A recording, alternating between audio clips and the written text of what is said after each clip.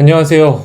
예, 긴급하게 이 뉴스를 보고 일단 카메라를 켰습니다. 오늘 오전도 그렇지만 여러모로 좀 화가 나는 뉴스가 너무 많이 있네요. 특히 보건복지부 쪽에서 나오는 뉴스는 정말 절 분노하게 만드는 것 같아요. 일단 한번 만나보실까요? 지금 오늘 방금 따끈따끈하게 나온 정부 입장을 마치 대변하는 듯한 뉴스라서 요거 한번 읽어보고 가겠습니다. 머니투데이 기사인데요. 응급의료기관 절반 이상이 경증 비응급 환자다. 그래서 경증 환자와 이 비응급 환자는 그냥 오지 마라. 배 아프다고 일단 응급실에 오는 것 자체가 잘못이다. 참아라. 이제 이런 의미인가요?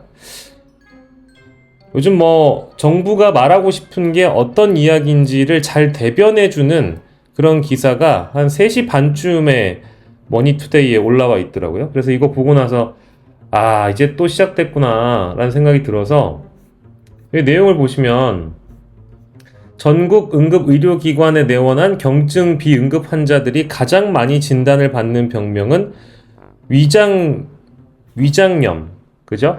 대장염인 것으로 확인이 됐다. 그리고 굉장히 경미한 거, 손가락 상처, 감기, 두드러기로 응급실을 방문한 환자도 많았다. 저는 개인적으로 아나필락시스가 진짜 심해가지고 죽을 뻔했기 때문에 그것도 두드러기의 일종이에요. 근데 이렇게 기사를 쓰면 뭐 물론 여기에는 지금 통계가 등장하거든요.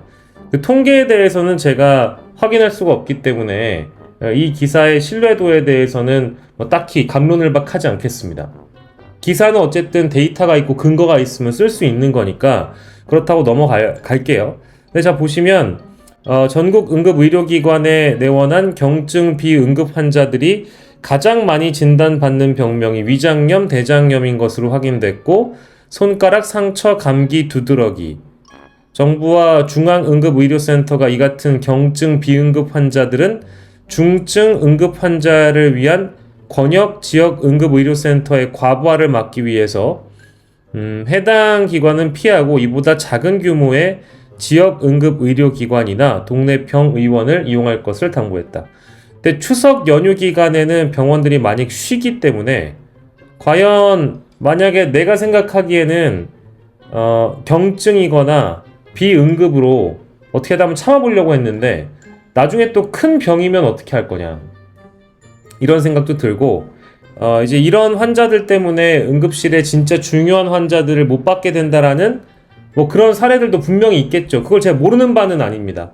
근데 지금 정부가 그간 해왔던 어떤 방침이라는 것이 응급 환자, 비응급 환자, 경증 환자들의 자가 진단을 마치 우리가 해야 되는 것처럼 그 기준이 좀 모호하다 보니까 일단 의사를 만나서 내 방에서 진단을 받고 의사에게 물어보는 것이 가장 정확한 진단이라고 우리가 늘 이제 사실 배우기도 했고 의사분들에게 강조도 받아왔었거든요.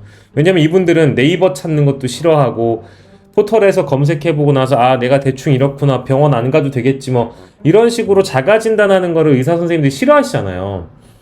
그리고 응급실의 경우에는 내가 응급이라고 판단 들면 어쨌든 내 방에서 실제 의사가 판단하기에도 환자는 경증으로 느꼈지만 경증이 아닌 경우가 있을 수 있고 나는 좀 내가 판단하기엔 이게 응급실 갈 정도는 아닌 것 같은데 혹시 몰라가지고 방문하는 경우도 있을 텐데 그런 케이스들을 딱 자로 잰듯이 무로 자르듯이 우리가 기준을 나눌 수는 없다고 저는 보거든요. 근데 지금 이 기사를 보면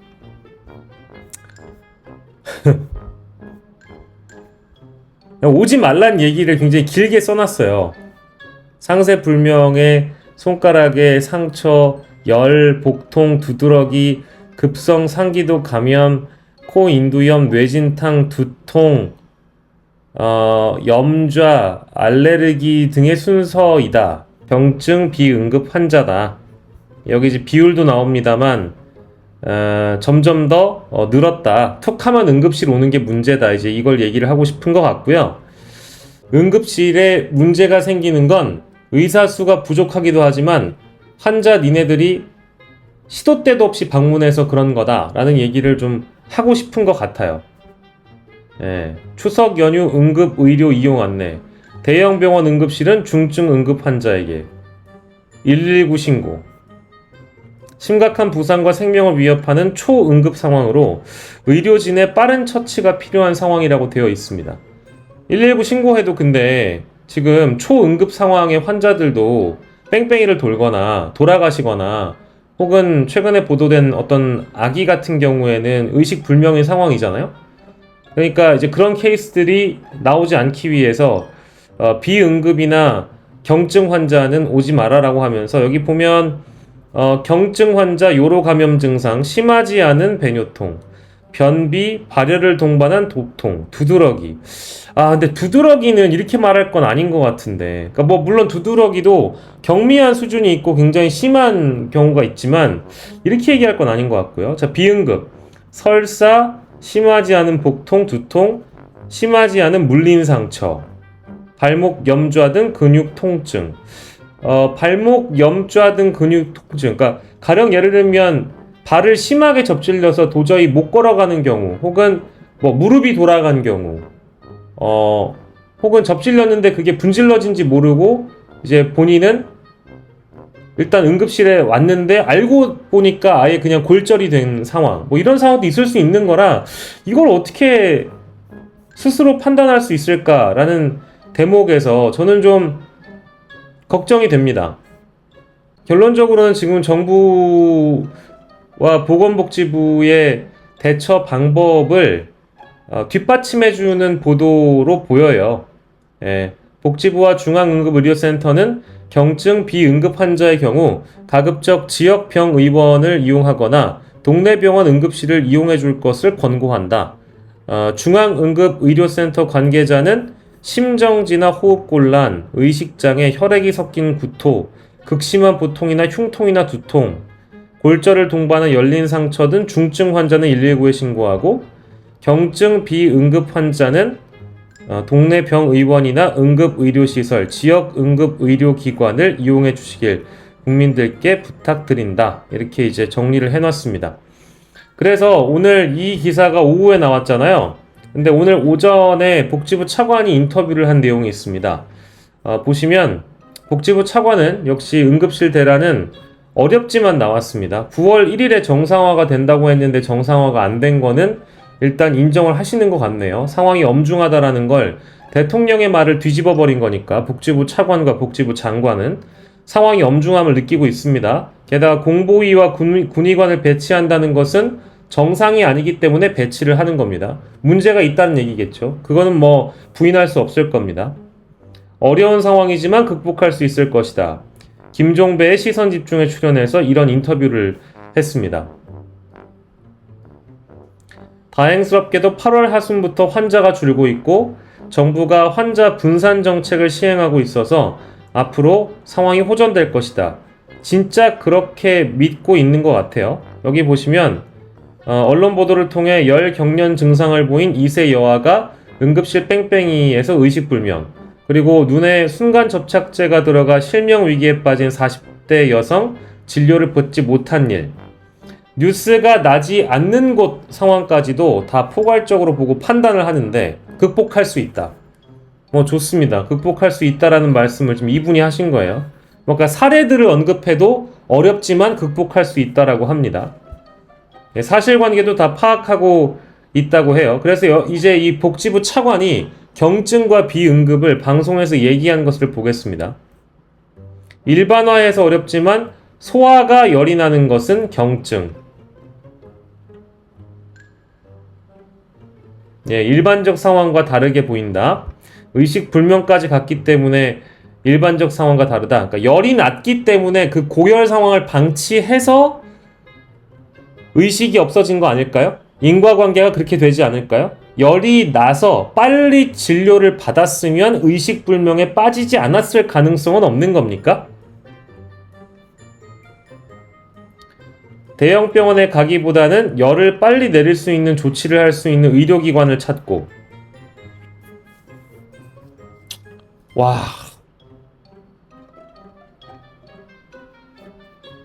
그 다음 동네 의원에서 처치가 어려우면 다시 대형 병원으로 가라.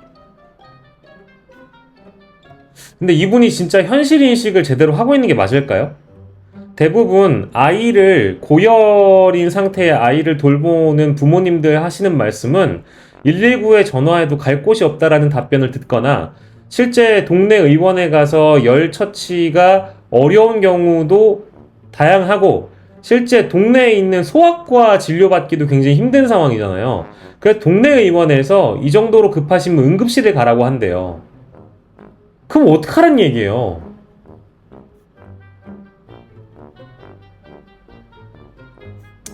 응급실 환자 미수용 사례가 나오는 것은 역시 의사 부족 때문이다. 숫자의 문제라고 또 얘기를 하겠죠. 군 의관과 공보위 250명 파견, 1인분의 역할을 못하더라도 도움이 되려고 하는 것. 자, 의사 선생님들은 공보위와 군의관이 응급실에서 할 수 있는 영역은 제한적이고 한계가 있다라고 얘기하고 있습니다. 응급의학과 아니에요. 그분들을 무시한다는 얘기가 아닙니다. 인력 지원은 가능하겠지만 실제 의료 지원이 되는 건 다른 문제예요. 그러니까 어떤 내가 한 사람의 인력으로 추가가 돼서 보조 역할은 할 수 있지만 응급 환자를 진료해서 진단하고 치료하고 수술하고 하는 문제는 다른 문제라는 말씀을 드리는 겁니다. 자, 이 기사도 있고요. 자, 보세요. 어디서 찢어져서 피 많이 나는 것도 경증이다. 이것도 역시 김종배의 시선집중에서 한 얘기인데 좀 더 자세히 나오고 있어요. 보시면 어디서 찢어져서 피가 많이 나는 것도 경증에 해당한다고 언급했다. 자, 이분은 의료개혁 실무의 총책임자입니다. 차관이죠. 저는 여기서 다른 거 다 필요 없고요. 자, 보시면 이 대목입니다. 이 대목을 보셔야 돼. 이게 제일 중요합니다. 정부가 이번 추석 연휴부터 시행하기로 한 경증 환자 대형 병원 응급실 본인 부담금 인상 방안과 관련해 환자 스스로 경증과 중증을 판단하기 힘들 수 있다는 질문이 나오자, 자, 본인이 중증을 판단해서 병원에 갈 수는 없다라고 인정하면서도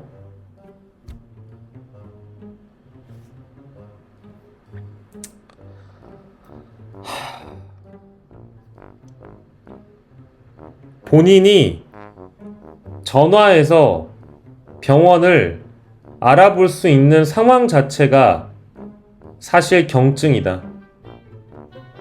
본인이 전화해서 알아볼 수 있는 상황 자체가 사실 경증이라고요? 중증이라는 게 거의 의식불명이거나 본인 스스로 뭘 할 수 없는 마비 상태에 있는 경우가 대다수. 그렇지 않고 보통 열이 많이 나거나 배가 갑자기 아프거나 어디가 찢어져서 피가 많이 난다, 이런 것도 사실 경증에 해당하는 것.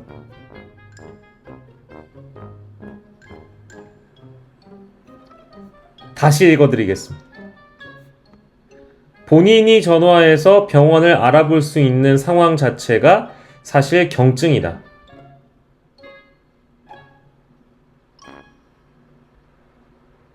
중증이라는 것은 거의 의식불명이거나 본인 스스로 뭘 할 수 없는 마비 상태, 이런 경우가 대다수인데, 일단 전화를 거는 사람은 경증이나 비응급이라는 거예요. 지금 국민들 상황이 어떤지를 잘 모르시는구나. 설령 이렇게 인터뷰할 수 있다고 보고요. 물론 뒤에 전화를 할 수 있다면 경증인데 중증이라는 건 의식불명인 상황이고 마비 상태니까 전화를 할 수 없을 거라는 어떤 그 취지는 알겠어요. 근데 지금 국민들이 어떤 상황에 놓여 있고 그동안 우리가 의료 붕괴 상황에서 기사로만 만나봤던 여러 가지 사연들 뿐만 아니라 이미 제 유튜브 구독자들께서도 전해진 그 응급 상황들을 제가 듣고 나서 든 느낌은 이런 식으로 인터뷰를 한가롭게 할 수 있는 상황이 아니라는 겁니다.